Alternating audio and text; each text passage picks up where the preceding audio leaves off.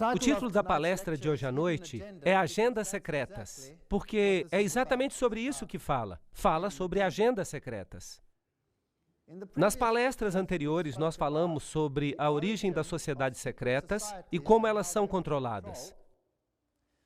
Nós vimos que elas se originaram de Babilônia e promoveram o cabalismo e também as sociedades secretas islâmicas. Os ismaílis, os karmatitas, os fatimitas, os druzas e os assassinos. Nós ainda não lidamos com esses últimos. Do cabalismo veio eventualmente o gnosticismo, que substitui a Jesus Cristo por um Messias universal que hoje é chamado de Cristo cósmico. E este Cristo cósmico não tem nenhum dos atributos bíblicos de Jesus Cristo para que seja aceitável ao mundo. Todos terão que aceitá-lo. Isso significa que Jesus Cristo, mesmo entre os cristãos, terá que ser trazido ao nível do Cristo cósmico para acomodar todos os que querem ser iguais a Ele. De acordo com Eliphas Levi, o gnosticismo foi fundado por Simão Mago. Ele era um feiticeiro que se disfarçava de cristão. Ele se batizou, mas foi repreendido por Pedro por querer comprar o Espírito Santo. Assim, um disfarce de cristianismo cobria o gnosticismo. Dessa filosofia, eventualmente, se formalizaram os cavaleiros templários dentro de um grande sistema religioso que promovia essa antiga filosofia. Em outras palavras, eles eram promotores do segredo do gnosticismo. Eles tinham ligações muito íntimas com as sociedades islâmicas. E vimos que, eventualmente, os cavaleiros templários foram suprimidos pelo rei da França.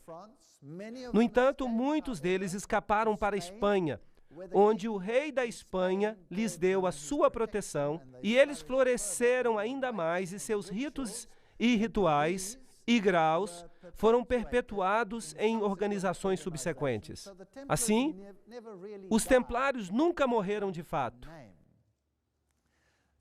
O conhecimento secreto templário foi mantido vivo em um círculo interno chamado Rosa Cruz, supervisionado pela ordem jesuíta.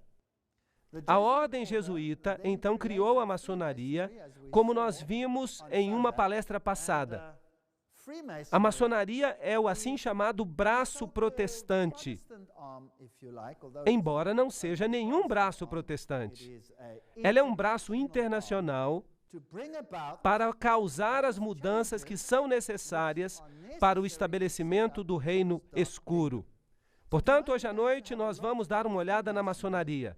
Vamos olhar atrás dos bastidores para ver o que ela realmente é. Muitos dos maçons, de fato, não têm a menor ideia do que seja a maçonaria por trás dos bastidores. Vocês vão se lembrar que Gary H.K., em seu livro A Rota para a Ocupação Global, deu uma explicação semelhante.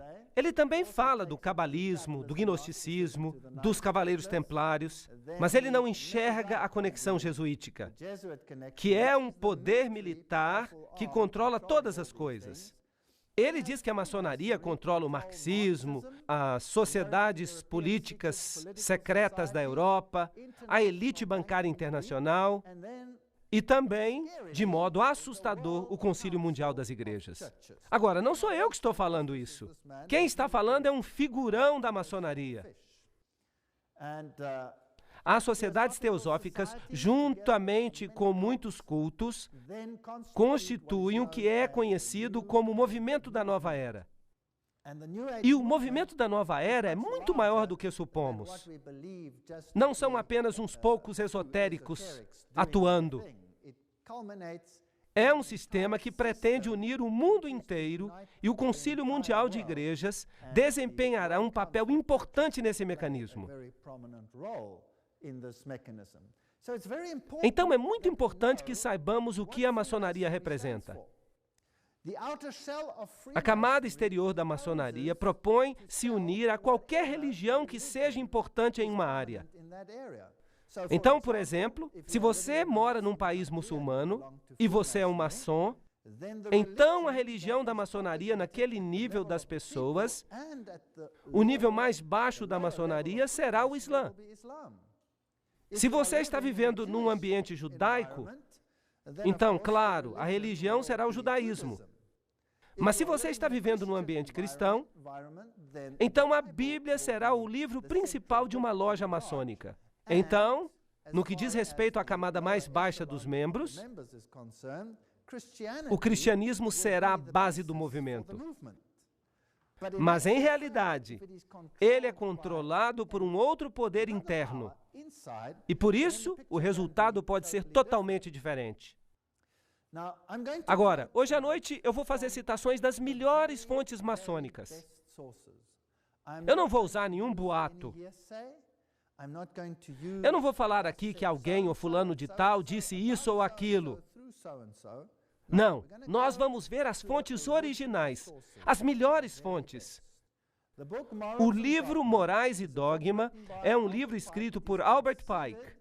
Ele é considerado a teologia central da maçonaria. Somente os maçons mais elevados recebem este livro. E na sua morte, esse livro deve ser devolvido para a loja maçônica. Então, esse livro não anda aí disponível.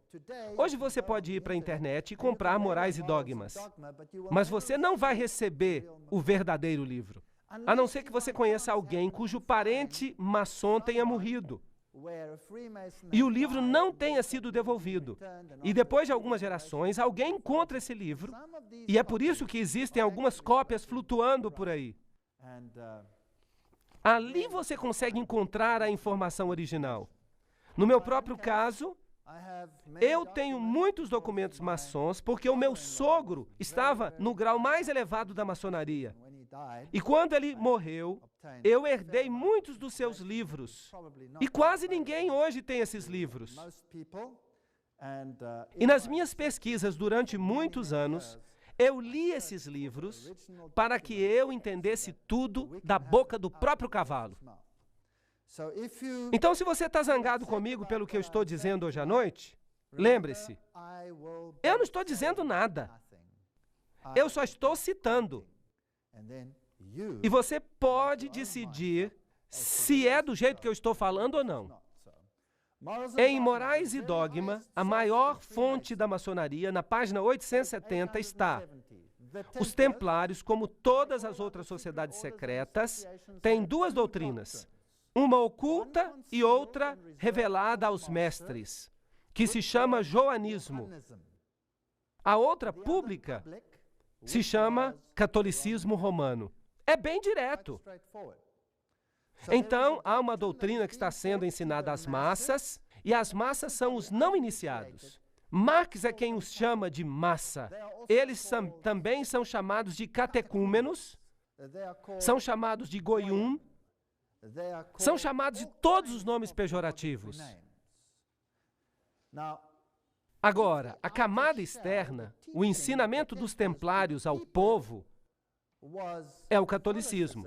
E eles, então, dão uma aparência de que são muito religiosos e fingem adorar o crucifixo da religião, mas por dentro eles têm outra religião. A religião que se chama joanismo. Agora, nós temos muitas ordens de São João hoje em dia, muitas ordens. São grandes organizações que têm grandes catedrais de São João. E algumas coisas estranhas acontecem ali. Vocês verão à medida que eu continuar. Nós temos a peregrinação de São João, por exemplo, vocês sabem. Nós podíamos continuar, mas eu não quero entrar em muitos detalhes aqui. Todas essas organizações, que são filantrópicas, parecem estar fazendo uma coisa muito boa. Elas administram hospitais, elas doam grandes quantidades de dinheiro aos pobres, elas administram até hospitais para crianças, para os aleijados do mundo. E são filantrópicas. É difícil atribuir alguma coisa negativa para organizações que parecem fazer tanto bem. E então esse é o melhor disfarce que você pode usar para não ser descoberto.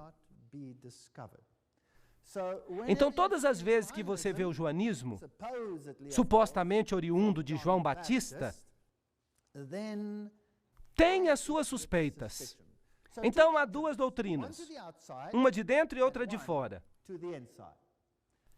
Morais e Dogma, página 820, diz: os templários foram acusados de cuspir em Cristo e negar a Deus em suas festas, de graves obscenidades, conversas com demônios femininos e a adoração de um ídolo monstro.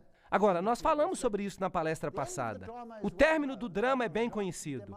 Nele, Jacques de Molay e seus seguidores pereceram nas chamas. Mas antes de sua execução, e quem fala é a maior fonte da maçonaria, o chefe da ordem condenada organizou e instituiu o que depois veio a ser conhecido como a maçonaria escocesa, hermética ou oculta. Nós não podemos ter uma fonte melhor do que esta. Então, de acordo com Albert Pike, a maçonaria continuou o legado dos templários.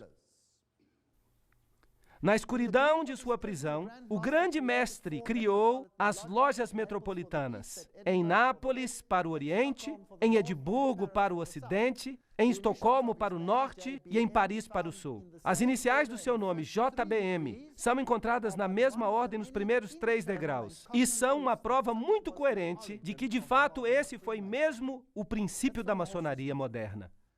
Então, os templários não morreram de fato. Eles estão vivos. Em realidade, no rito de York, que é um nível templário, está tudo lá. O 32º grau da maçonaria, o sublime príncipe do segredo real, esse é o mais alto nível da maçonaria escocesa. Há um grau superior, no entanto, o 33º grau, mas esse é um grau de honra. Então, o mais elevado grau da maçonaria é o 32º. De novo, Morais e Dogma. A ciência antiga dos antigos magos foi escondida sob as sombras dos antigos mistérios. Ela foi imperfeitamente revelada ou desfigurada pelos gnósticos. Eles não mostram uma figura total e se imagina que sob a obscuridade que cobre os crimes dos templários, encontram-se enigmas envoltos que parecem impenetráveis nos ritos da alta maçonaria. Vocês entenderam isso? Veio direto da boca do cavalo. O mistério dos magos antigos e as sombras dos mistérios antigos estão presentes e são conhecidas nos níveis mais altos da maçonaria. Nenhum nível inferior sabe sobre isso. Eles vêm até a loja maçônica e eles pensam que é uma sociedade cristã, bem, pelo menos com um sabor cristão. Pensam que é uma loja cristã e que são uma irmandade para fazer coisas boas aos outros. Bem, aqui está San Salvador.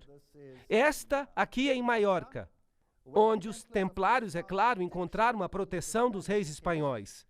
E se você vai a uma sede templária, você vai encontrar altares em igrejas. Lembrem-se que os templários eram uma ordem da Igreja Católica Romana, como os jesuítas são hoje. A ordem mais poderosa dentro da igreja. Então, eles eram a mais poderosa ordem para controlar não apenas os aspectos militares, porque eles eram cavaleiros, mas eles também controlam os aspectos financeiros. E a águia de cabeça dupla faz parte do pacote desse simbolismo. As duas cabeças do deus Janus, uma cabeça olhando para frente e a outra cabeça olhando para trás. Se você entrar nas outras igrejas, você vai ver também altares. Ali está, acima do altar das igrejas de Maiorca. Agora, isso é o Rosa Cruz. A rosa é um símbolo dessa divindade. Agora, eu não me incomodo muito com símbolos. Se eu tivesse que ficar incomodado com cada símbolo que eu vejo, eu teria que jogar fora minha casa ou qualquer coisa que seja fabricada, porque os símbolos estão em tudo. Nós estamos vivendo neste mundo, mas nós não temos parte neste mundo. E nós podemos fazer coisas, caso elas tenham símbolo ou não, porque, obviamente, um símbolo não significa nada, mas é interessante saber, é como se a gente lesse uma outra linguagem. Bem, aqui estão alguns ensinos ocultos do Rosa Cruz. Ali você tem os Iforates, os níveis aos quais você pode subir. E isso é pura cabala. Agora, você precisa entender que na cabala, Jeová não é o verdadeiro governante. É Lúcifer quem governa. Mas nós vamos falar sobre isso mais tarde. E os Iforates são emanações da sua aparência. Então vamos perguntar para Morais e Dogma de novo o que é a cabala. A propósito, ela é chamada de Santíssima Cabala hoje em dia. O Talmud é chamado de Santo Talmud. E a Bíblia é apenas chamada de Torá. Isso não é estranho? A Bíblia é chamada de Torá. E um livro de regras que nunca apareceu na Bíblia é chamado de Talmud Santo. E então um livro oculto é chamado de Santíssima Cabala. E eu gostaria de acrescentar que no mundo hoje há pouquíssimos rabinos que não são cabalistas. A Santíssima Cabala, ou tradição dos filhos de Sete. Isto, é claro, não é verdade. De acordo com essa doutrina, então, Sete já teria apostatado. Mas eles não chamam de apóstata, chamam-no de iniciado. Então, há uma doutrina interna para o iniciado e uma doutrina pública para os goyum, a massa, apenas para mantê-los ocupados. A tradição dos filhos de Sete foi levada da Caldeia por Abraão, ensinada ao sacerdócio egípcio por José, recuperada e purificada por Moisés, escondida sob os símbolos da Bíblia, revelada pelo Salvador a São João. Aí você tem de novo o joanismo, e foi colocada inteira sob figuras sagradas análogas àquelas da antiguidade no Apocalipse daquele apóstolo. Bem, agora vejam como eles estão virando a coisa. Abraão, José, Moisés, todos foram iniciados. Mas o que eles ensinaram ao povo foi lixo, vamos colocar dessa forma, para mantê-los felizes e para mantê-los desinformados. Mas internamente eles tinham uma outra doutrina. Agora, claro que isso não é verdadeiro, porque foi Moisés que escreveu a Torá. E tudo que eles creem se opõe à Torá. A Cabala, aquele livro, vira a Torá de cabeça para baixo, tornando-a ocultismo. As três luzes da loja maçônica são símbolos para nós do poder, sabedoria e bondade de Deus.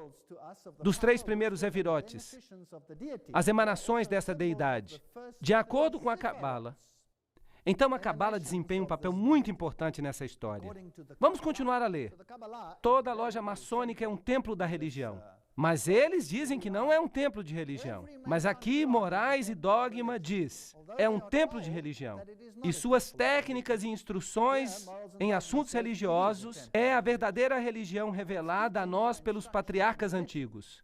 Perceberam como eles estão fazendo com que os patriarcas antigos sejam ocultistas? Para vender isso para o povo, é claro. E isso a maçonaria ensinou por muitos séculos e vai continuar ensinando por muito tempo.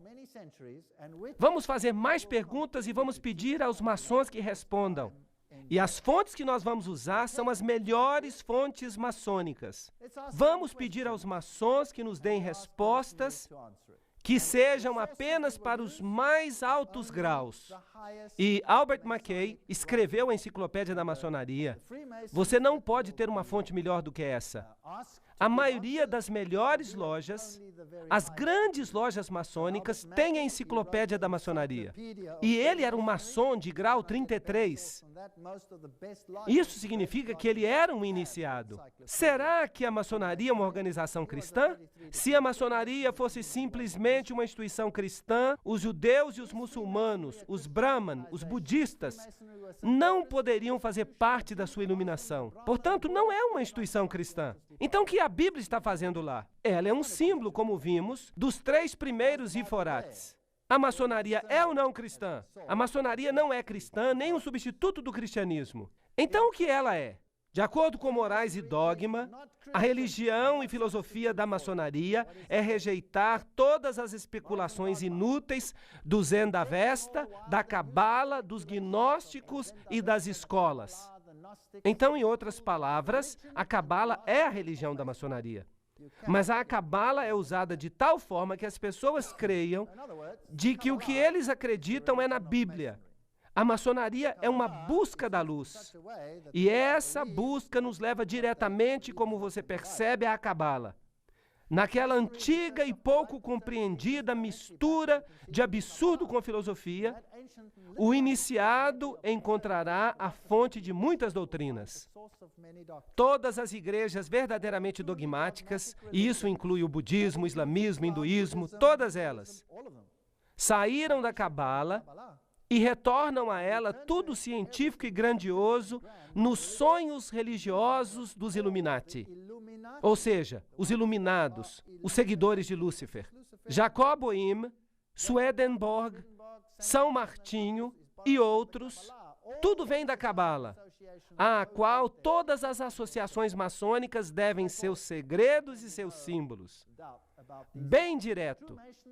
Não pode haver dúvidas a respeito disso. O verdadeiro maçom não se limita à religião. Ele não pode dizer que ele é cristão, ou muçulmano, ou judeu. Ele percebe pela divina iluminação da loja que, como maçom, sua religião deve ser universal. Cristo, Buda, Maomé, o nome significa pouca coisa, pois ele reconhece somente a luz e não quem carrega a luz. Ele adora em qualquer templo. Ele se prostra diante de qualquer altar, seja no templo, na mesquita ou na catedral, percebendo que a verdadeira compreensão é aquela que vem da verdade espiritual. Quem falou isso foi Manly Palmer Hall, em As Chaves Perdidas da Maçonaria. Vocês percebem como é que o Concílio Mundial das Igrejas entra numa coisa assim? Ele tenta unir os líderes religiosos. Será que isso está fazendo sentido agora? Será que parece familiar? Bem, vamos continuar. 5 pontos de comunhão: pé com pé, joelho com joelho, peito com peito, mão com costa e boca com ouvido. Isso é idêntico ao que é usado no rito druídico da bruxaria.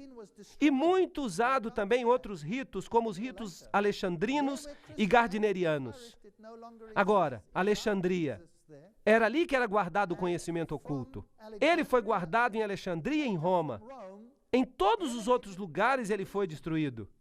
E nós vamos mostrar isso mais tarde. No lugar onde o cristianismo começou, ele não mais existe. É o Islã que está lá. E de Alexandria e mais tarde de Roma veio a nova religião.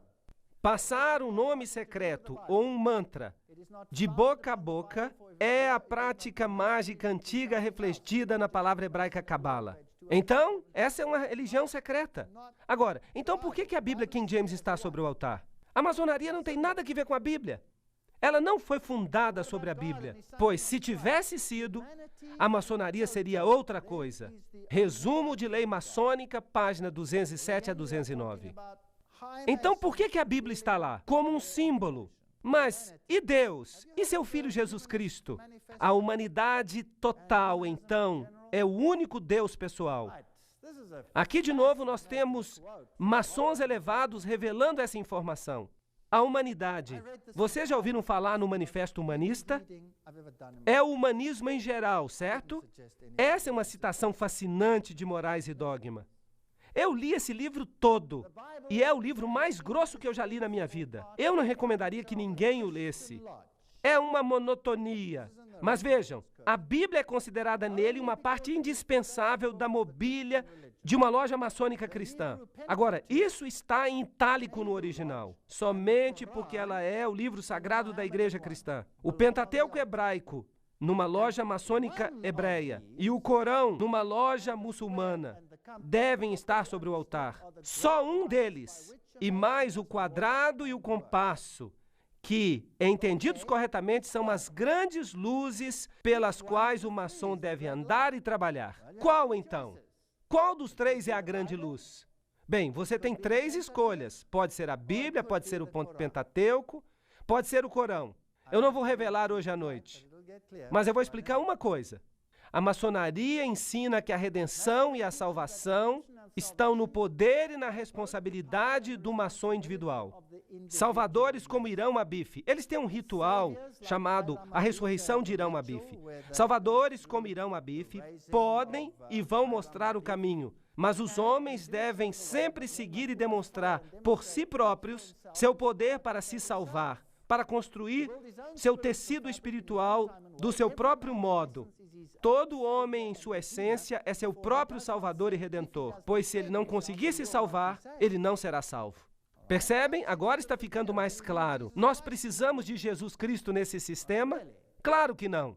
Um autor maçônico, Pearson, admite: a lenda maçônica permanece por si mesma, sem o apoio da história ou de qualquer outra tradição. E nós prontamente reconhecemos em Irão Abif, aquele que simbolicamente é levantado dos mortos, quando um maçom, em seu ritual, é chamado de dentro do caixão para se levantar e receber nova vida. Nós reconhecemos a Osíris dos egípcios, o Mitra dos persas, o Baco dos gregos, o Dionísio da fraternidade dos artífices e o Átis dos frígios, cuja paixão, morte e ressurreição eram celebradas por esses povos respectivamente. Assim, em outras palavras, a antiga religião, que contrafez a religião de salvação de Jesus Cristo, é a religião da maçonaria. Então, é uma velha religião pagã que tem uma nova divindade. Agora, como é que nós sabemos se eles tinham o mesmo ritual pelo qual Jesus passou? Como nós sabemos qual é o certo? A resposta é o livro de Daniel, no capítulo 8 e 9, que dão o momento preciso quando o Messias nasceria e as circunstâncias. E é por isso que os judeus colocaram uma maldição em qualquer um que entender as 70 semanas, porque então você descobriria quem é o verdadeiro Messias. Por isso, nenhum desses se qualifica para Messias, porque nenhum desses foi predito na Bíblia. Assim, se nós olhamos ao seu simbolismo, nós vamos descobri-lo lá. Vocês verão o obelisco, que é um símbolo do órgão masculino de Osíris, que se perdeu e foi disseminado.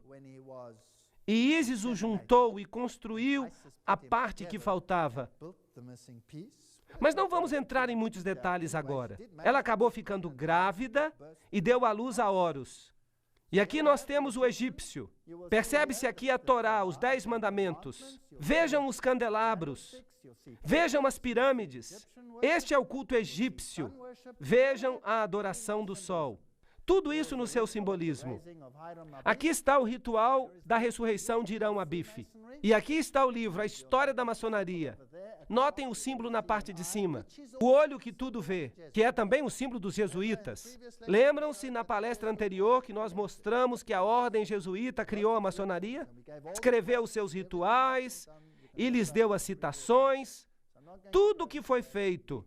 Vocês podem olhar isso na palestra anterior. E é por isso que eu não vou repetir isso. Aqui está o simbolismo que eles usavam. Vamos olhar alguns deles. Assim, esses símbolos passaram a ter 2 significados. Agora, tudo que nós estamos usando são citações esotéricas e exotéricas. O significado esotérico era o verdadeiro, o significado original, compreendido apenas por uns poucos, guardado em segredo por eles. O significado exotérico era para os goyum, a massa, os estúpidos, os não iniciados. Ele foi inventado ou modificado para dar uma satisfação à massa. Os mistérios sagrados que foram sempre mencionados em conexão com muitas religiões antigas, que eram guardados cuidadosamente pelos iniciados, diziam respeito aos significados esotéricos nas religiões dos tempos anteriores. Esses mistérios sagrados eram apenas a continuação das formas mais simples do antigo culto ao sexo. Na palestra anterior, nós vimos rituais nos quais as pessoas andavam nuas nas florestas. E até presidentes dos países que governam o mundo hoje. Nós vimos isso na palestra anterior, nada mudou. Os maçons iniciados, eles também estão enganados? Que vamos falar dos pobres maçons? Vamos à melhor fonte do mundo. Morais e Dogma, página 819. Os graus azuis. Esses são os 3 primeiros graus da maçonaria. São como se fossem o pátio do pórtico do templo. Parte dos símbolos é mostrada aqui para os iniciados. Mas ele, escutem essa citação, é intencionalmente enganado por falsas interpretações. Não se quer que ele compreenda isso. O que se quer é que ele pense que compreenda. Não admira que eles não dão livros para os iniciados mais baixos. Isso os assustaria, não é verdade? A sua verdadeira explicação é reservada para os avançados, os príncipes da maçonaria. Todo o corpo da arte sacerdotal real, oculto tão cuidadosamente por séculos nos altos graus. Somente os altos graus sabem o que está acontecendo. E isso vem da boca do cavalo. Ninguém pode discutir com isso. Muitos maçons já ficaram zangados comigo, mas no fim eles admitiram que isso acontece mesmo. Eu conheço muitos maçons que se tornaram bons cristãos em consequência dessas palestras. É por isso que elas são importantes. Há muita gente boa que pertence à maçonaria. A maçonaria, como todas as religiões de mistério, o hermeticismo, a alquimia, esconde os seus segredos de todos, exceto dos avançados e dos sábios, dos eleitos, e usa falsas explicações de seus símbolos para enganar aqueles que merecem ser enganados. Aqueles que são estúpidos, aqueles que são usados para esconder a verdade que se chama luz deles e para afastá-los dela. O indigno e incapaz não deve ter acesso à verdade, ou ele a perverteria. Por isso, a maçonaria cuidadosamente esconde os seus segredos e intencionalmente engana os intérpretes presunçosos. Morais e Dogma, páginas 104 a 105. Aí está, direto da boca do cavalo. Aqui está um livro da alta maçonaria na Alemanha. E ele diz exatamente o que eles fazem. Formada da maçônica leitura, é do mestre maçônico a feitura, seu retrato místico declara os segredos da maçonaria, dos quais tanto se falara, mas ninguém conheceria. Então esta é a linguagem que você tem que aprender. Eles criaram uma sua linguagem porque Deus confundiu as línguas. Então eles criaram uma linguagem do simbolismo para que Deus não seja capaz de confundi-los de novo no futuro. Essa é a lógica deles. Então vamos dar uma olhada em alguns dos seus símbolos para ver onde a gente chega. As espadas cruzadas são parte dos símbolos, a cornucópia, o chifre da abundância. Nós temos pentagramas e compassos e retângulos, e a letra G, que eles dizem que representa Deus, mas que realmente representa o princípio gerador.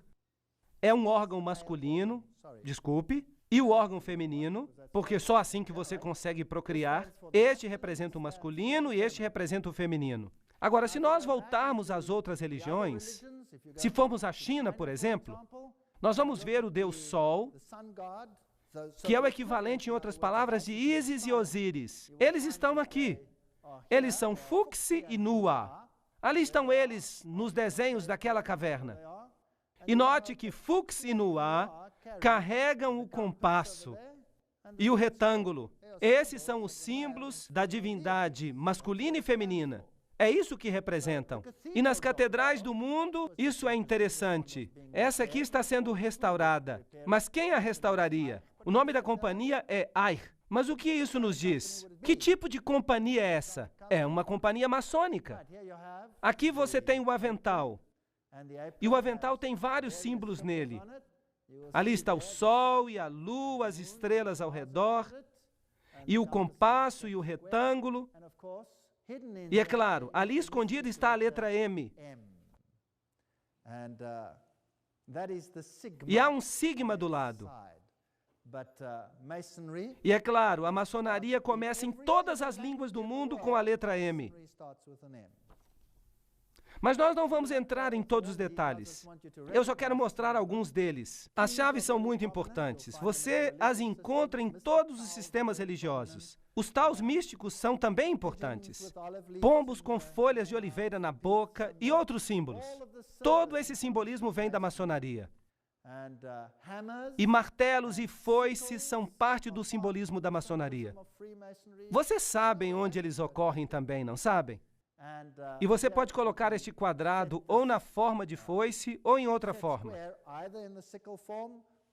O olho que tudo vê, é claro. O pentagrama e o pentágono são muito comuns. Estes são símbolos ocultos. Hoje há edifícios inteiros que são construídos como pentágonos. Sabiam disso?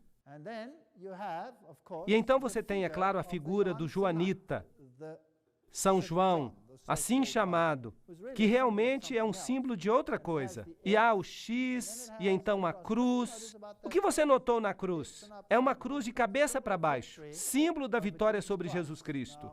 Nós vamos dar mais detalhes sobre isso daqui a pouco. Aqui, martelos e foices e cruz de cabeça para baixo, e Gs e todos os tipos de coisas interessantes. O sol, a lua, as estrelas. Tudo isso é simbolismo. Agora, se você quer traçar o primeiro e o segundo grau e outros, há também um vasto simbolismo aqui. O sol, a lua, as estrelas. E se você intercalar esses, então você obtém hexagramas e pentagramas. A estrela está no Oriente. E dizem ao não iniciado que se trata da estrela de Belém. Mas há aqui, é claro, um problema se você usar a sua lógica. Os magos vieram do Oriente e eles caminharam na direção da estrela. Então, onde deveria estar a estrela de Belém? Deveria estar no Ocidente, mas há uma outra que estava no Oriente. E é por isso que a Bíblia condena as orações dirigidas ao Oriente, certo? Porque essa representava o Deus Sol. E essa estrela do Oriente não é outra senão Sírio, a mais brilhante estrela do céu. O luminário, o iluminado, é um símbolo de Lúcifer. Qual que é o planeta mais brilhante do céu? É Vênus. Vênus é o nome da estrela da manhã. O nome estrela da manhã é a forma masculina. E Vênus é a forma feminina. Então você tem o lado masculino e o lado feminino aqui. Os quadrados brancos e negros representam o conhecimento do bem e do mal. Agora, o homem é como se conhecesse o bem e o mal. E nós podemos continuar falando de todo esse simbolismo, mas não temos tempo de falar sobre tudo. As duas pilastras, Jaquim e Boaz, supostamente as pilastras do Templo de Salomão, mas essas são representações do zigurate de Babilônia. Serpentes ao redor de anéis e de globos, saindo dos globos, são comuns na Pérsia, no Egito, na China e nos monumentos da Índia. Vishnu é representado como se fosse uma serpente enrolada. Então, muitos símbolos aqui se referem às cidades antigas. A serpente com a cauda na boca é a serpente universal, aquela que dá vida. A serpente é o símbolo e o protótipo do Salvador universal, que redime os mundos ao dar à criação o conhecimento de si mesmo e a percepção do bem e do mal. Manly Palmer Hall, no livro 33º Grau da Maçonaria. Então é a serpente que lhe dá o conhecimento do bem e do mal. E é ela que foi deificada. Vejam aqui, as caveiras e os bebês representando vida e morte. Ciclos de vida e morte. Trata-se da reencarnação. Aponta para frente e para trás. Às vezes são metade branco e metade preto, representando o conhecimento da luz e o conhecimento das trevas. E quer você adore o lado claro ou o lado escuro, isso não faz a menor diferença. É por isso que é interessante que os adoradores do lado da luz são conhecidos como luciferinos. E os do lado escuro são conhecidos como bruxas, magos e satanistas. E eles são todos amigos, porque seu Deus é o mesmo. Não importa que veículo você use para conhecê-lo, é o mesmo Deus. As chaves cósmicas, a resposta ao céu e ao inferno. Os símbolos pagãos religiosos são também comuns na maçonaria. Atena, Terra, Ceres, Hermes, que é o símbolo muito comum usado também pelos jesuítas nas catedrais, que tem o símbolo de Hermes. E é claro, a maçonaria diz que os seus ritos são herméticos. Hermes, filho de Mes, filho de Cão, lá do princípio. Mas nós não temos tempo para falar dos detalhes. Aqui temos Júpiter, Marte e Mercúrio, símbolos que representam divindades. Morais e Dogma, página 851, diz que o 32º grau é o mais elevado. A figura hermafrodítica, que é ao mesmo tempo macho e fêmea, é o símbolo da natureza dupla antigamente atribuída a Deus. Agora lembrem-se que os cavaleiros templários também adoravam Bafomé, que era Mafrodite, macho e fêmea, gerador e produtor, como Bran e Maia e Osíris, mas nós não temos que entrar nos detalhes. Então, se passamos pelo rito escocês da maçonaria, o 33º grau é conhecido como soberano grão-inspetor-geral. É um grau honorário para os mais elevados maçons. E então, se você desce, o sublime príncipe do segredo real é o 32º.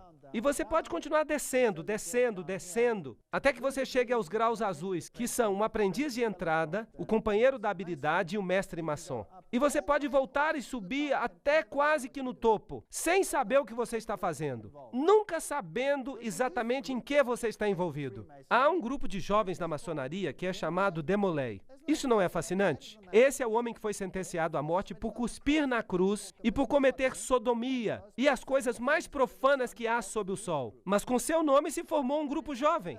E não é fascinante que Billy Graham disse que os Demolays são a elite dos jovens deste mundo? Uma declaração fascinante. Os Cavaleiros de Colombo. Nós já os vimos com sua fásquia. E nós vamos falar deles em outra palestra. Eles controlam o sistema político do mundo, pelo menos nos Estados Unidos. E o cabeça da loja recebe a posição de mestre adorável. A Bíblia diz que você não deve chamar a ninguém de mestre, muito menos mestre adorável. Isso viola o primeiro mandamento. A sede do Conselho Supremo, do rito escocês da maçonaria, jurisdição sul, nos Estados Unidos. É isso que está escrito na frente. Você tem a esfinge com as serpentes do lado, e esta é conhecida como a Casa do Templo. Fica do lado leste da Rua 16 Noroeste, entre as ruas R e S, em Washington, Distrito Federal. É aqui que os altos maçons se encontram. Todo o gabinete dos Estados Unidos se encontra aqui. Quer sejam democratas ou republicanos, não faz diferença. É aqui que as decisões são tomadas. Este é um livro chamado O Engano Fatal, escrito por um homem, James D. Shaw. Ele foi iniciado no mais alto grau, o 33º grau, mas ele saiu da maçonaria.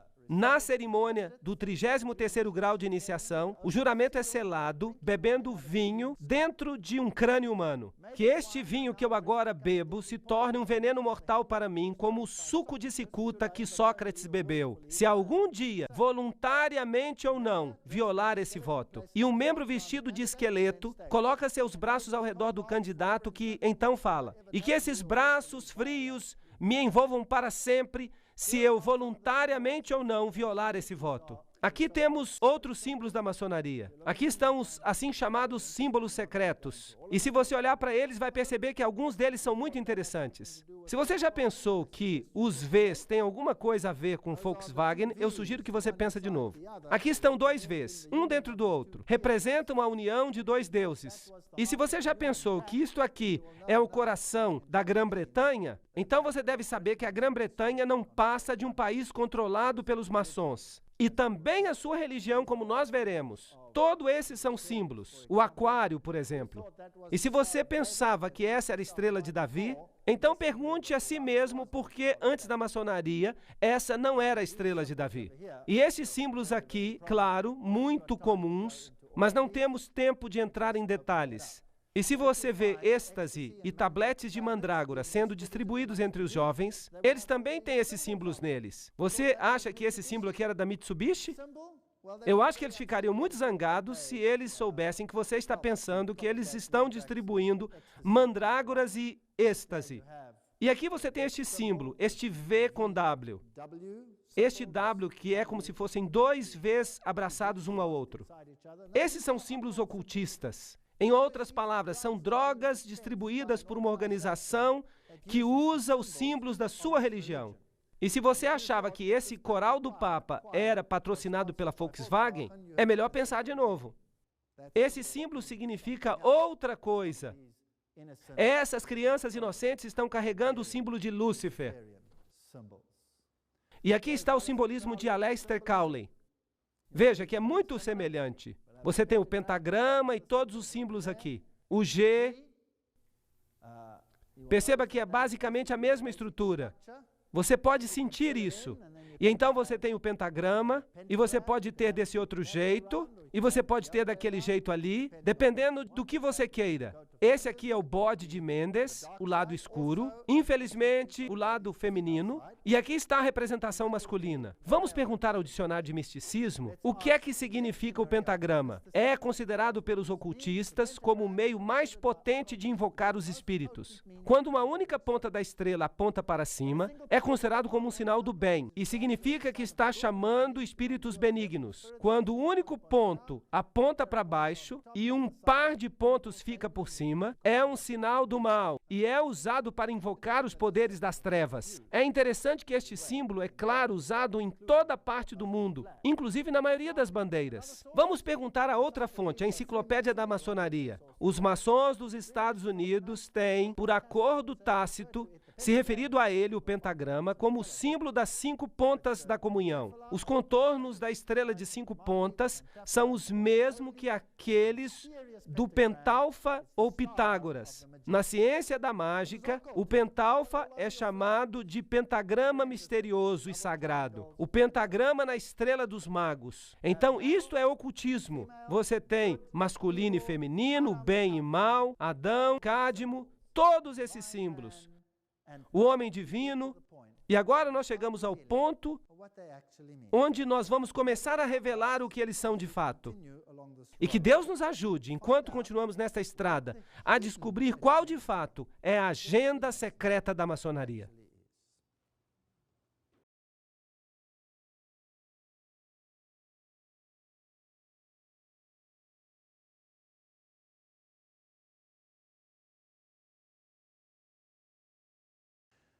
Agora vamos entrar nos ensinos da maçonaria de fato. Nós olhamos apenas a estrutura básica. Leiam essa declaração. É muito mais importante que os homens tentem se tornar Cristos do que crer que Jesus era Cristo. Que citação direta! O Catecismo da Igreja Católica, este aqui, o Catecismo da Igreja Católica de Nova York, 1995, página 129, diz o seguinte: pois o Filho de Deus se tornou homem para que nós pudéssemos nos tornar Deus. O Filho unigênito de Deus, querendo que partilhássemos de sua divindade, assumiu a nossa natureza para que ele, feito homem, pudesse nos tornar deuses.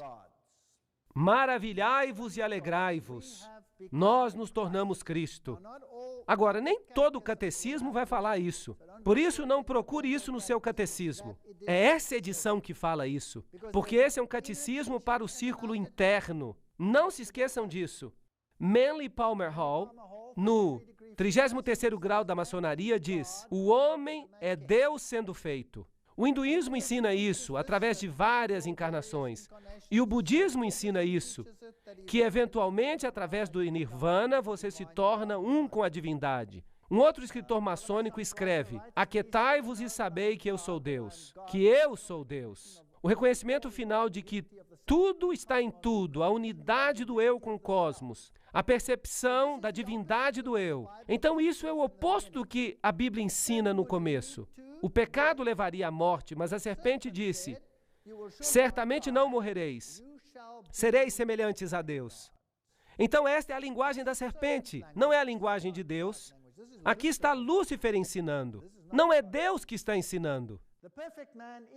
O homem perfeito é Cristo e Cristo é Deus. Esta é a primogenitura e o destino de toda a alma humana. J.D. Buck, Maçonaria Mística. Note esse simbolismo de novo. Você pode tirar o hexagrama dele. Você pode girá-lo e colocá-lo na frente do carro, se você quiser. Um triângulo com uma ponta para baixo representa a divindade, é chamada de o triângulo da divindade, ou o triângulo da água. Com uma ponta para cima é chamado o triângulo da terra, o triângulo da pirâmide, ou o triângulo do fogo. E este emblema simboliza o homem divino e perfeito.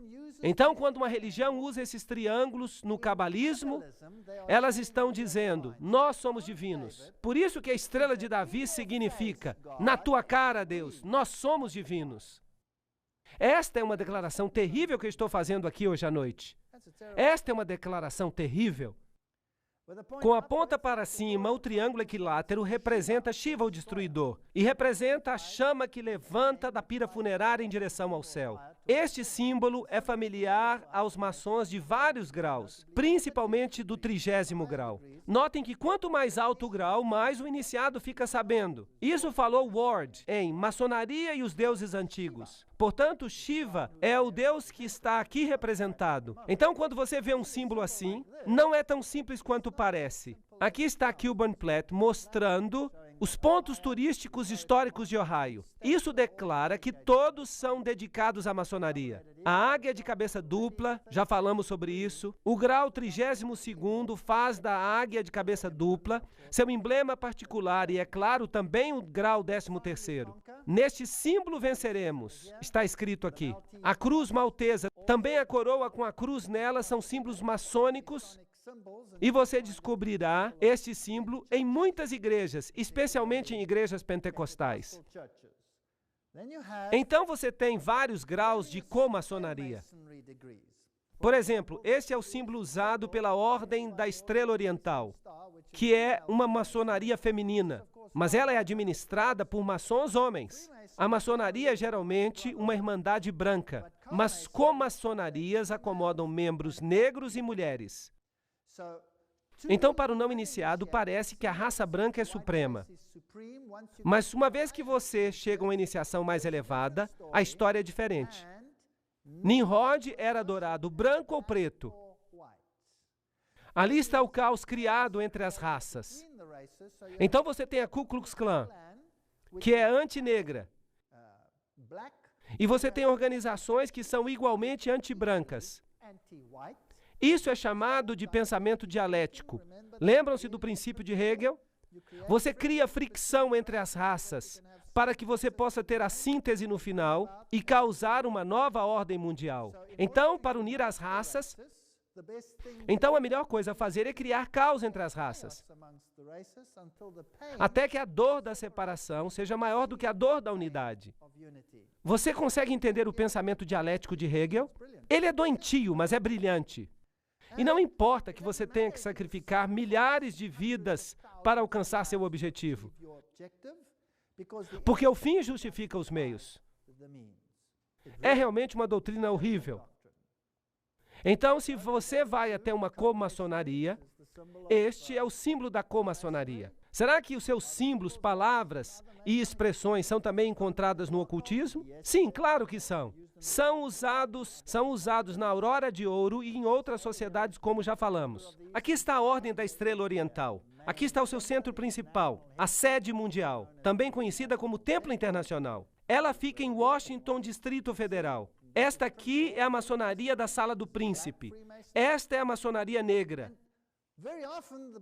Geralmente, nem os próprios maçons conhecem todas essas suborganizações. Mas quando você sobe nos escalões da maçonaria da Sala do Príncipe, então você se encontra com os Cavaleiros Templários lá em cima. Os Cavaleiros Templários. E isso lhes diz algo. Eles realmente usam esses nomes. Esses estão aqui. Esta é a sua própria página. Isso aqui não é nada premeditado. E os indivíduos mais altos no mundo negro, por exemplo, são maçons da Sala do Príncipe. Querem que eu mencione um nome? Nelson Mandela, se você está interessado. É assim que se parecem. Então não existe uma coisa como uma irmandade branca. Mas cada um desses grupos não recebe a informação individual. Estes são os níveis. Estes são os níveis da maçonaria e você pode preenchê-los. Os níveis de fato variam de acordo com a fonte. Esta aqui é a revelada por Ayn Rand, que era a namorada de Philip Rothschild. Ela cometeu suicídio. O humanismo é o nível mais baixo, são os maçons que não têm aventais. A YMCA, todo o movimento dos escoteiros, etc. Eles formam parte de organizações maçônicas. O Rotary, o Lions. O Lions, por exemplo, trata-se de Janus, o deus de duas cabeças. São todos símbolos. E essas são as boas organizações que parecem fazer coisas boas. Os maçons azuis, que são os maçons de João, fiquem com medo quando vocês ouvirem esse nome. O rito de York, o rito escocês, o comunismo, o B'nai B'rith, a maçonaria judaica, o Conselho dos 500, o Conselho dos 33. O Conselho dos 500 é também conhecido como Bilderbergers, o Concílio dos 13 e o mais alto nível que nós vimos, no qual o papado está envolvido, porque os jesuítas controlam todos eles. Aqui está o Papa à frente dos escoteiros mirins. E essa é a organização oficial, a fachada para as outras organizações. E ninguém sabe nada disso, então não os acuse. Mas olhem o simbolismo e você vai encontrar o simbolismo maçom lá. Vocês percebem? Há mulheres maçons que são muito importantes, claro. Helena Petrovna Blavatsky, fundadora da Sociedade Teosófica, Annie Besant, Alice A. Bailey, e Alice A. Bailey com seu marido, Foster. Ele era um maçom de 32º grau e parte de uma comaçonaria. Eles começaram uma companhia conhecida como a Ordem de Lúcifer, mas depois eles mudaram para a Ordem da Luz. Esta é Helena Petrovna Blavatsky. Esta aqui é Alice A. Bailey. E esses aqui foram aqueles que escreveram O Segredo das Doutrinas Secretas. Claro que para alcançar os graus mais elevados, eles precisam ser homens. Por isso, Annie Besant é chamada de Irmão Annie Besant, maçom de 33º grau. O mesmo acontece com os egípcios. Se uma mulher se torna faraó, então ela tem que ser homem. Por isso, Hatshepsut, por exemplo, aparece com uma barba, porque ela se torna um homem honorário. Você não pode ser reencarnação do Deus Sol se você é uma mulher. Então, a comaçonaria, Annie Besant e todos esses maçons de alta ordem, Alice A. Bailey, suma sacerdotisa do movimento da Nova Era, eles receberam mensagens de um tibetano conhecido como Djwhal Khul. Em seus escritos, você vai encontrar os símbolos maçônicos, é claro. E esses aqui são seus escritos. Blavatsky escreveu uma coisa chamada Isis Revelada, a Doutrina Secreta, e todos esses livros místicos maçons. E é virtualmente impossível você consegui-los, embora hoje em dia já seja mais fácil. Agora eu vou levar vocês para uma das maiores lojas maçônicas do mundo. Ela acabou virando um museu. Ela fica em Guthrie, em Oklahoma. Vamos entrar. Vejam ali as suásticas. Eles vão dizer que as suásticas estão viradas. Sim, talvez seja, mas isso não tem importância, porque de um jeito elas representam o aspecto feminino e do outro jeito elas representam o aspecto masculino. Então não faz diferença. Você vai encontrar o símbolo do Deus Sol Ra, você vai encontrar os olhos que tudo veem, e você vai ver esta estátua. Ela pode ser homem ou mulher. Não faz diferença. A essa altura você já sabe disso. Ela tem o dedo na boca. E eles vão te dizer que isso é para pedir segredo, para não revelar os segredos, para ficar quieto na loja. Todo tipo de bobagem eles vão dizer para você, mas não tem nada que ver com isso. Significa que isso é só para o iniciado. Este é o símbolo de Horus, e eu vou mostrá-lo para você daqui a pouco. No chão você tem vários pentagramas, nesta forma aqui, e pentágonos. Na frente desta estátua está escrito: todos os que estão aqui devem olhar para o Oriente. Que cada um examine a sua obrigação e a renove no seu coração. Então, o culto acontece na direção do Oriente, o que a Bíblia proíbe. Agora, ali está o Deus Horus. Note que ele é sempre representado com o dedo na boca. A sua religião é para os iniciados. E aqui estão as roupas dos vários graus de maçonaria. O soberano grão-comandante tem este símbolo na frente. E ali você tem o soberano grão-comandante Henry Clausen. E este é o símbolo de Baphomet. Baphomet é o deus andrógeno. E você ficaria surpreso de saber onde Baphomet aparece hoje em dia. Eu vou mostrar isso nas próximas palestras. Claro que ele também está nesse edifício aqui, que é a sede do Conselho da Mãe Suprema do mundo, em Washington, onde a Constituição para a nova ordem mundial já foi escrita, bem aqui. Esse aqui é Baphomet, e esse é o simbolismo usado também por Alice A. Crowley. Na loja você vai ver IHS. Eu já mostrei que esse é o simbolismo da ordem jesuítica. Isis, Horus e Sete. Esta janela de vidro fumê fica clara durante o dia e fica escura à noite. Uma técnica muito especial. E se você sabe que Osíris foi adorado como preto e como branco, então isso explica essa história. Há aqui uma sala egípcia com todo o simbolismo que vai com ela. Também tem uma sala assíria, porque ela representa todas as religiões antigas. Esta aqui é a estátua de Albert Pike. É chamada de Loja Albert Pike, número 162. Estudar e buscar interpretar corretamente os símbolos do universo é a obra do sábio e do filósofo. Decifrar a escrita de Deus. Albert Pike disse. Agora, aqui está o livro Morais e Dogma. Eu escaneei para que as pessoas não pensem que eu estou falando fofoca. Elas precisam ver que eu tenho o livro. E toda citação que eu faço vem diretamente dele. No rito escocês, a coroa e o cetro simbolizam o domínio do homem sobre si mesmo.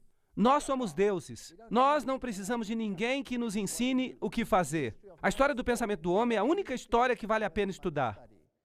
Não se preocupe com as outras, elas estão na biblioteca.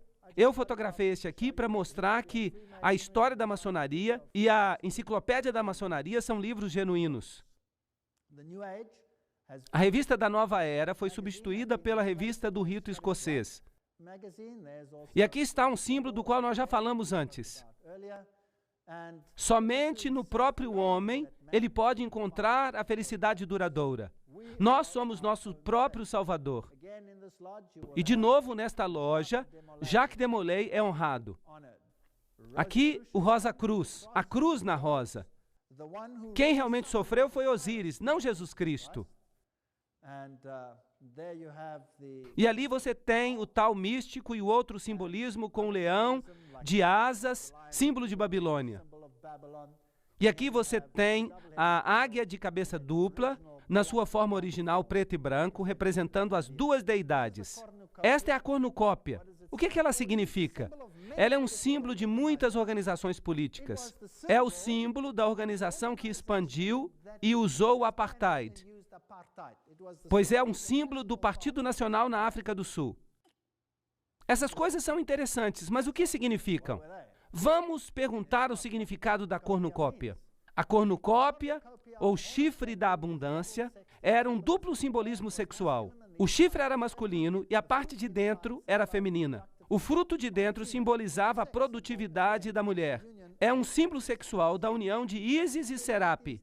Agora, quando você olha para esses deuses, lembre-se que Horus, Ísis, é ela que fica perto da serpente. E no catolicismo, Maria que fica perto da serpente. E também Dionísio como criança, tudo é a mesma coisa. Esses deuses vêm no hexagrama e no hexágono, etc.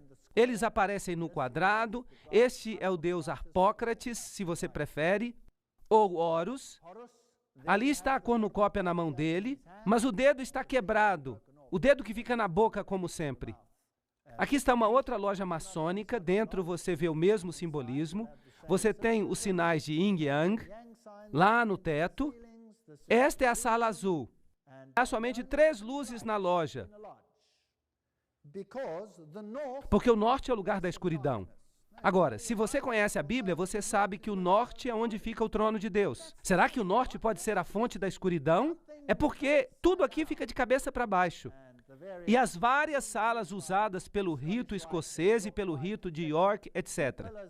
Há sempre 2 pilares, representando Joaquim e Boaz. Em cima deles você vai ver os signos do zodíaco. Ali estão. Isso lhe mostra o que de fato é. A astrologia é uma ciência que exige o respeito do estudioso, apesar de sua designação como uma arte negra. É, de certo modo, uma ciência da reflexão, uma ciência oculta. Esta ciência foi conhecida na antiguidade como a arte da adivinhação, enciclopédia da maçonaria. Portanto, a astrologia é exaltada na maçonaria, embora a Bíblia a condene, certo? Dessa ciência, muitos dos nossos principais emblemas são tomados. A própria loja é uma representação do mundo. Ela é enfeitada com imagens do Sol, da Lua e das estrelas. Nós podemos estudar todos esses símbolos astrológicos e vamos descobrir que representam a adoração fálica, uma parte importante dos mistérios. Essas são todas fontes maçônicas. A sala vermelha, as cerimônias de iniciação da maçonaria, elas são idênticas a que Loyola apresentou ao Papa. Então, elas vêm diretamente dos rituais jesuíticos. E a pompa e a grandeza da loja você vai encontrar representada nos parlamentos do mundo todo. Esses símbolos são muito comuns. Vocês vão ver muitas organizações que os usam. Os atletas usam. Sabem por quê? Porque as companhias de esportes e as superestruturas esportivas são todas controladas pela maçonaria. Até os sinais dos surdos e mudos, e eu vou mostrar isso. Mas vamos ficar fiéis às fontes. Então vamos perguntar-lhes diretamente. Nós vimos esse simbolismo. Nós vimos o que sugerem. Nós podemos descobrir por nós mesmos se pesquisarmos. Mas a maioria das pessoas não faz isso. Então vamos perguntar a um maçom de grau bem elevado.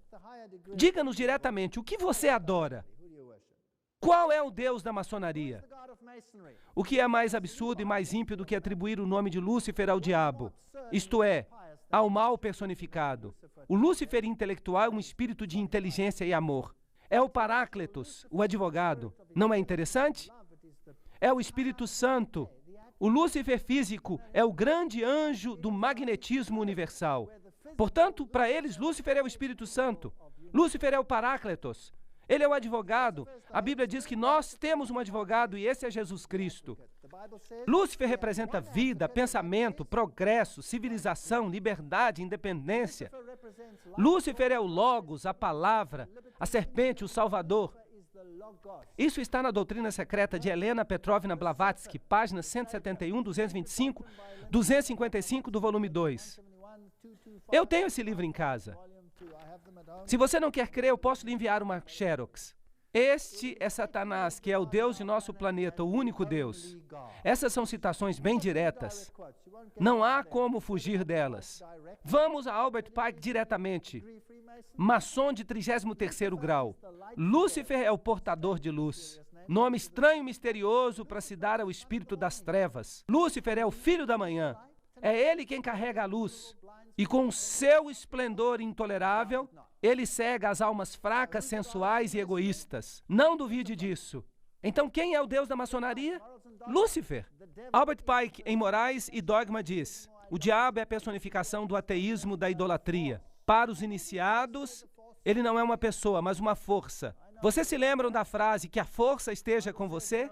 Eu vi isso num filme. A Bíblia diz, e não se maravilhem, pois Satanás mesmo será transformado num anjo de luz, em 2 Coríntios. Agora vamos entrar nos detalhes. Esta é a instrução aos 23 concílios superiores do mundo, dadas em 1889, e elas dizem o seguinte: Albert Pike, o chefão da maçonaria escocesa e o escritor da Bíblia da maçonaria. O que devemos dizer para as multidões é que nós adoramos a Deus. A vocês, soberanos grãos inspetores gerais, anotem esta citação. Eu vou falar mais devagar aqui. A vocês, soberanos grãos inspetores gerais, nós dizemos isso para que vocês possam repeti-lo aos irmãos do 32º, 31º e 30º graus. Notem que ele diz possam. Ele não diz que eles devem fazê-lo. Ele diz que vocês podem, ao 32º, 31º e 30º graus. A religião maçônica deveria ser, para todos nós iniciados dos graus mais altos, mantida na pureza da doutrina de Lúcifer. Se Lúcifer não fosse Deus, será que Adonai, o outro Deus, que chamam de Jesus, cujas obras se provam cruéis, pérfidas e cheias de ódio para os homens, será que ele teria trazido o dilúvio e destruído Sodoma e Gomorra? Aquela ótima cidadezinha que parece com São Francisco, ele a teria destruído? Vocês acreditam nisso? Sim, Lúcifer é Deus e, infelizmente, Adonai também é Deus. Porque a luz não pode existir sem as trevas, blá, blá, blá, blá. Alguma pergunta? Em que nível um maçom fica sabendo o que ele adora? No 30º, 31º, 32º e no 33º graus. Um maçom do 33º grau sabe o que adora. Sim ou não? Está claro? E se eu pudesse lhe mostrar quem são os maçons do 33º grau? Será que isso mudaria a sua opinião? De, uau, que coisas maravilhosas eles fazem, para, tem alguma coisa errada aqui. Sim ou não? Vocês acham que isso é importante? E se você descobrisse que os maiores pregadores do mundo são maçons de 33º grau? Como você reagiria a isso? E se você descobrisse que os melhores políticos do mundo são maçons de 33º grau? Os maiores políticos do mundo, como você reagiria? Será que isso afetaria a sua percepção? O verdadeiro nome de Satanás, os cabalistas dizem, é Jeová, ao contrário. Pois Satanás não é um Deus negro, mas uma negação de Deus. Para os iniciados, ele não é uma pessoa, mas uma força. Albert Pike, Morais e Dogma, página 102. A concepção de Deus. A Cabala imagina que Deus seja uma luz muito oculta. Albert Pike, Morais e Dogma, página 740. Aqui está uma invocação dirigida ao imperador Lúcifer. Imperador Lúcifer, mestre e príncipe dos espíritos rebeldes, eu te conjuro a que saias da tua morada, em qualquer parte do mundo que estejas, e que tu venhas até aqui comungar comigo. Quando o maçom aprende que a chave do guerreiro é a própria aplicação do dínamo da força viva, ele aprendeu o mistério da sua arte. As energias de Lúcifer estão às suas mãos. E antes que ele possa dar um passo para frente ou para cima, ele precisa provar sua habilidade de aplicar essa energia. Ele deve seguir os passos do seu ancestral, Tubal-Caim. Esse é um nome interessante, mas nós não temos tempo para entrar nos detalhes. Tubal-Caim, com a força do Deus da guerra, transformou a sua espada em um arado. Então, primeiramente, você cria guerra e caos para que as pessoas estejam dispostas a abrir mão disso e a se ligar ao gigante império de Lúcifer. Você sabe o que mais irrita o diabo? Foi quando Deus separou as nações. Isso foi uma dor de cabeça para ele. Isso lhe deu 4.500 anos de dor de cabeça. Ele tem estado em guerra por 4.500 anos para juntá-los de novo. E ele está conseguindo. O diabo é agora chamado de escuridão pela igreja. Preste atenção nessa citação de Blavatsky. Você não pode ter uma citação melhor. Ela vem de Doutrina Secreta, página 71. O diabo é agora chamado de escuridão pela igreja. Mas na Bíblia ele é chamado de filho de Deus. Vejam Jó, a estrela brilhante da manhã. Lúcifer, vejam Isaías. Ele virou tudo de cabeça para baixo. Eu vou lhes mostrar por quê daqui a pouco. Há toda uma filosofia de arte dogmática na razão porque o primeiro arcanjo, que saiu das profundezas do caos, era chamado de luz, Lúcifer, o filho luminoso da manhã, ou a aurora manvantárica. Ele foi transformado pela igreja no Lúcifer, ou Satanás, porque ele é mais elevado e mais antigo do que Jeová, e tinha que ser sacrificado em benefício do novo dogma. Então, o que o não iniciado obtém é a doutrina da Bíblia, mas o iniciado vira tudo de cabeça para baixo. O diabo é o verdadeiro Deus, e Jeová, Yahvé, é o vilão.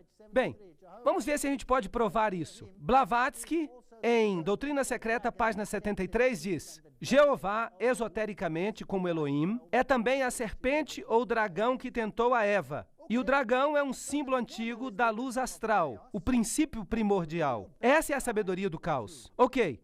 Então o diabo é a sabedoria do caos. Mas quem é o vilão de verdade? Jeová.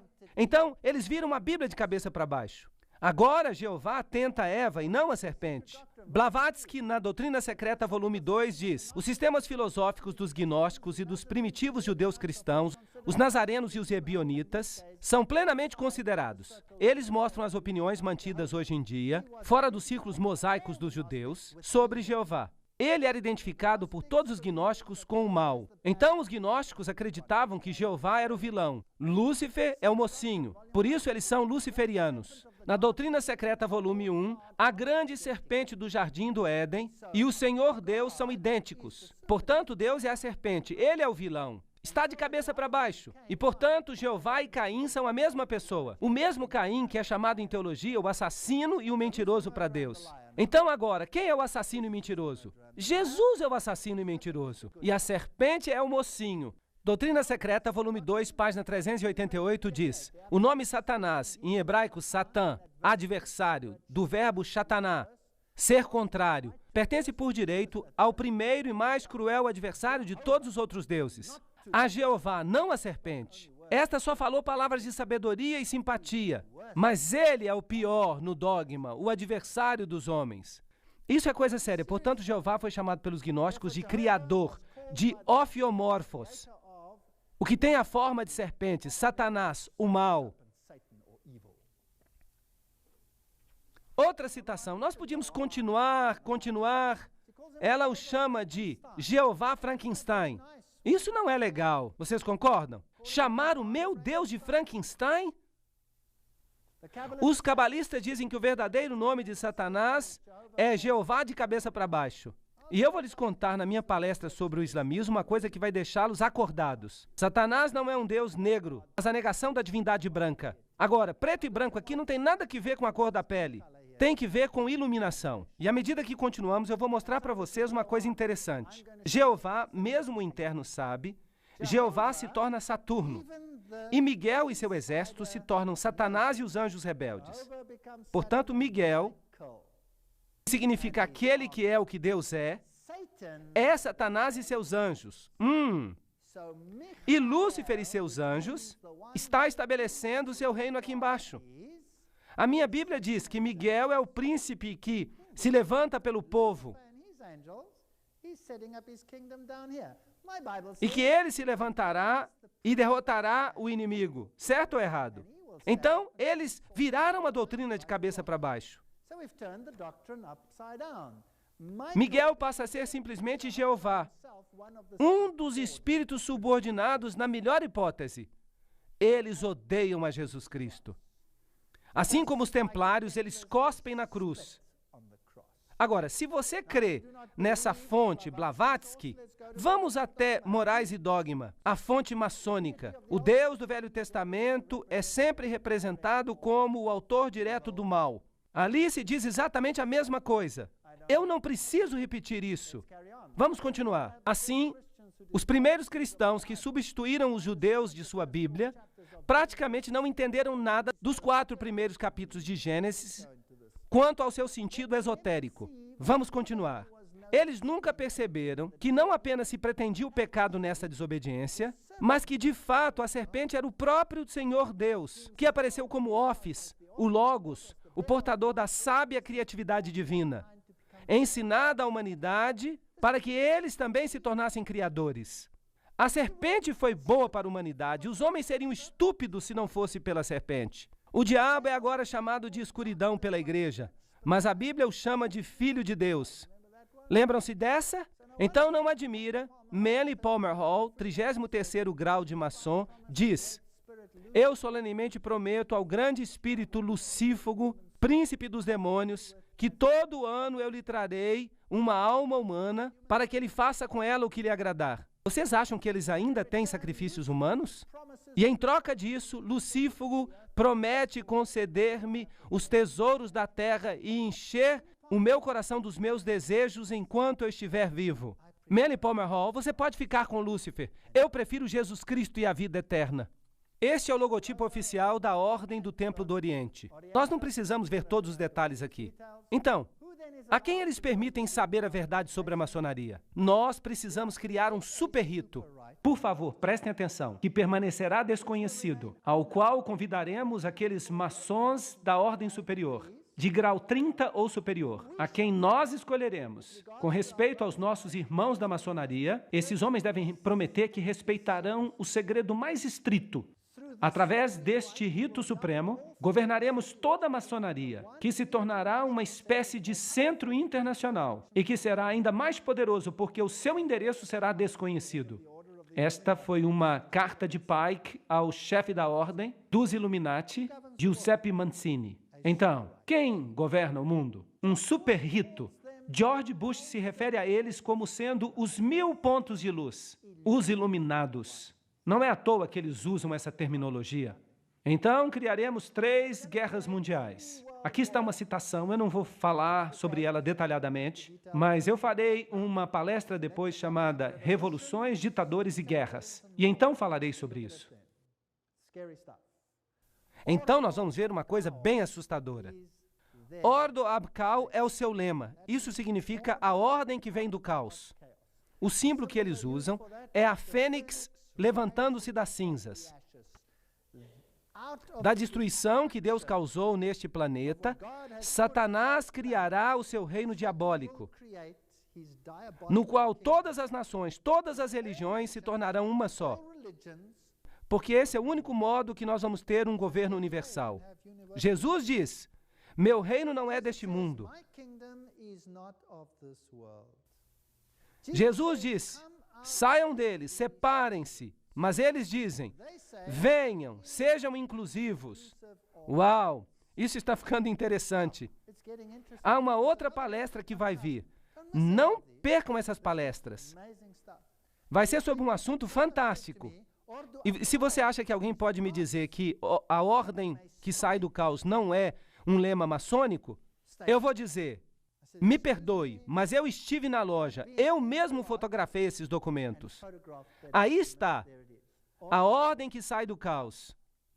E se você quer saber como é que eu entrei lá, eu simplesmente entrei. E há testemunhas ali no fundo que mostram que nós não fizemos isso clandestinamente. Eu simplesmente entrei, tirei uma foto enquanto a minha esposa estava falando com alguém, mantendo-os ocupados. Aí está, a ordem que vem do caos. Esta é a principal loja maçônica da Inglaterra. Aí está o seu principal prédio. Agora, não me deixaram tirar fotos dentro, mas você pode entrar na primeira parte. Você não pode entrar nas outras. Mas eu já mostrei isso para vocês nas outras lojas que visitamos. Então não faz diferença. Notem que o norte é sempre o lugar das trevas maçônicas. O oriente é o lugar onde o mestre adorável se senta, que representa o princípio andrógeno. O sul é onde o guardião júnior se senta. O oeste é onde o guardião sênior se senta. E há 3 luzes maçônicas. Estes são os símbolos que você encontra numa loja maçônica: o compasso, o quadrado, os triângulos, o olho que tudo vê, todos esses. Agora vamos perguntar à enciclopédia da maçonaria o que o olho que tudo vê representa. Ele aparece na nota de dólar. Vamos perguntar a fonte. Eles puseram lá. O olho que tudo vê é um importante símbolo do Ser Supremo, tomado pelos maçons das nações da antiguidade. No mesmo princípio, os egípcios representavam Osíris, sua principal divindade. Pelo símbolo de um olho aberto, eles colocavam seu hieróglifo em todos os seus templos. E se é o olho direito, é o símbolo masculino. Se é o olho esquerdo, é o símbolo feminino. Não importa qual seja, você tem Ísis e Osíris. É daí que ele vem. Então é isso que significa no dólar. Não significa outra coisa. É o símbolo que os jesuítas dizem ser o seu principal símbolo. Então todos esses símbolos têm um significado esotérico e um significado exotérico. Então o que isso representa? Aí está a Torre de Babel, certo? Agora, como já dissemos, Babel foi uma tentativa de unificar todas as pessoas em apostasia contra Deus. E o que Deus fez? Ele confundiu as línguas e nos deu 4.500 anos para que as almas o aceitassem e fossem salvas. Que Deus generoso nós temos! Se não fosse por essa ação que os confundiu, uma palavra de Deus, uma palavra, apenas imaginem isto, uma palavra, e o diabo teve que trabalhar 4.500 anos. Percebem quão poderoso é Deus? Eu não acho que o diabo tem qualquer força quando comparado com Deus. Ele é um mentiroso. Ele tem sido um mentiroso desde o começo. Ele não pôde fazer o que queria porque Deus deu essa palavra e as pessoas do mundo se espalharam. Mas a serpente que sai do abismo sem fim estava pronta para fazer guerra à palavra. Não se esqueçam disso. Nós vamos ver na palestra de amanhã o que eles fizeram depois. Uau, inacreditável. Aqui está a Torre de Babel. Isso vem de uma fonte maçônica. Ali em cima está o olho que tudo vê. É interessante que um dos maiores políticos da França disse recentemente que quando eles colocam um pôster em toda a Europa do templo da Torre de Babel, com um guindaste em construção, ele disse: nós estamos construindo uma nova Babel. E dessa vez ela vai vencer. Bem, vamos ver se vai mesmo. Vamos perguntar ao alto maçom Arthur Edward Waite, que escreveu a enciclopédia da maçonaria. Ele vai saber o que significa. Arthur Edward Waite diz: com respeito à maçonaria, a Babel, claro, representava uma empresa maçônica. É bem conhecido que a Torre de Babel é uma das tradições mais antigas da maçonaria. Aí está. Eu não disse nada hoje. Notem bem. Cada declaração que eu fiz foi substanciada com as mais elevadas fontes. Então, por favor, não digam que eu estou apresentando coisas que são divisivas. Se você está chateado, entre em contato com eles, não comigo. Não fui eu que falei, eles disseram. Cada declaração feita.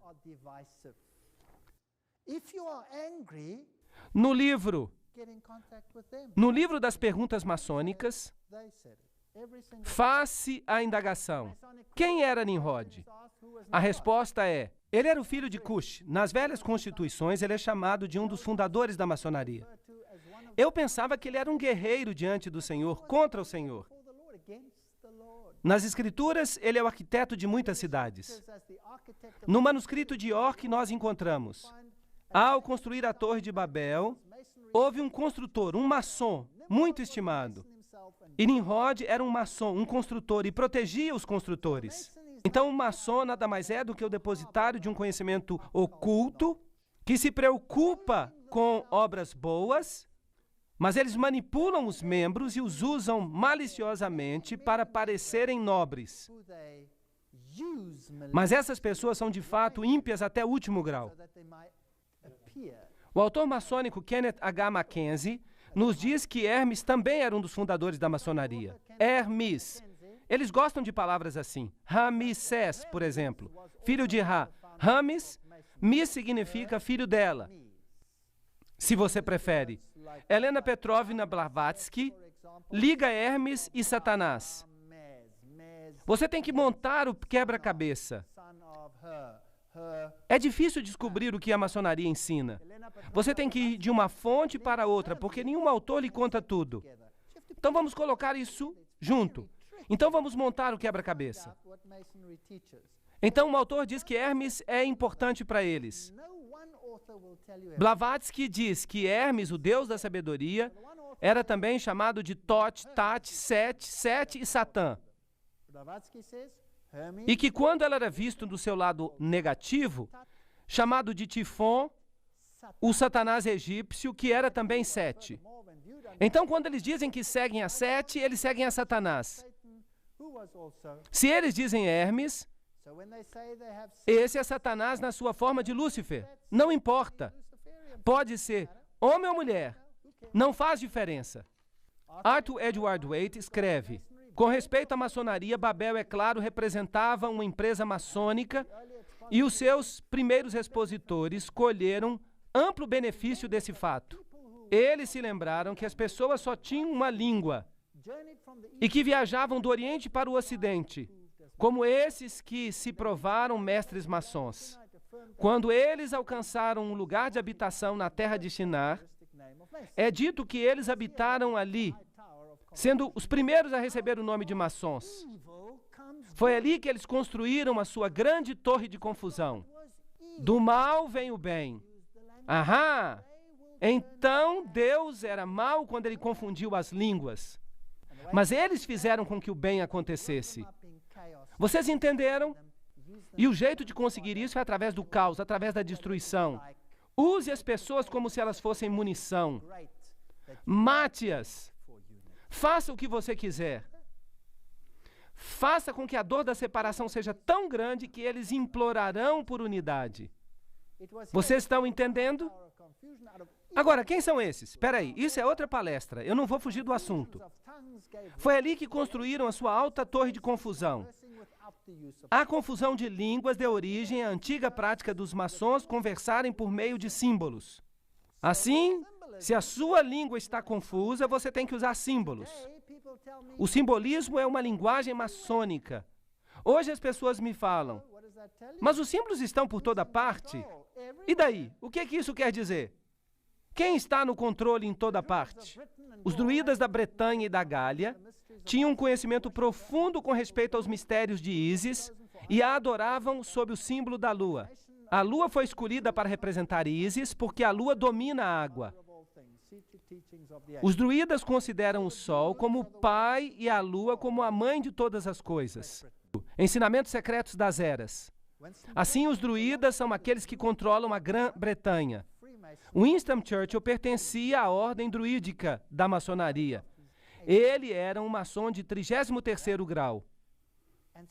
Eu tirei uma foto do avental dele, em caso que alguém não creia nisso. E assim nós começamos a lidar com os pedacinhos da história. Quando você entra numa loja da Inglaterra, você tem que cruzar o pentagrama. E se você olhar para cima, você vê essa estátua em cima. É um escudo e uma insígnia de patente. Vocês estão vendo? Vamos ampliar. Aí está.